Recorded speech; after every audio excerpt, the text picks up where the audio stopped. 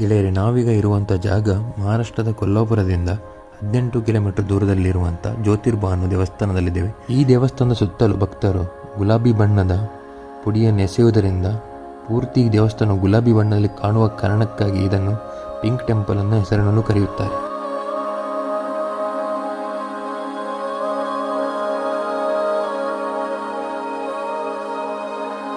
ಪುರಾಣದ ಪ್ರಕಾರ ಬ್ರಹ್ಮ, ವಿಷ್ಣು, ಶಿವ ತ್ರಿಮೂರ್ತಿಗಳ ಜೊತೆಗೂಡಿ ಜ್ಯೋತಿರ್ಬಾ ಎನ್ನ ದೇವರ ರೂಪದಲ್ಲಿ ಜನ್ಮ ತಾಳಿ ರತ್ನಾಸುರನ ವಧೆ ಮಾಡಿದಂತಹ ಪುರಾಣದ ಇತಿಹಾಸ ಇರುವಂಥ ಜಾಗ ಇದು.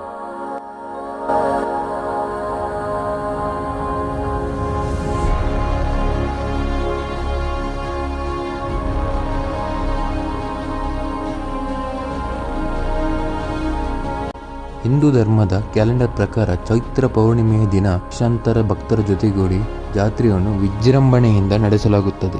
ಆ ದಿನ ಗುಲಾಬಿ ಅಥವಾ ಪಿಂಕ್ ಬಣ್ಣವನ್ನು ಈ ದೇವಸ್ಥಾನ ಸುತ್ತ ಭಕ್ತರು ಎಸೆಯುವುದರಿಂದ ಈ ದೇವಸ್ಥಾನ ಇರುವಂತಹ ಪರ್ವತವಿಡೀ ಗುಲಾಬಿ ಬಣ್ಣಕ್ಕೆ ತಿರುಗುತ್ತದೆ.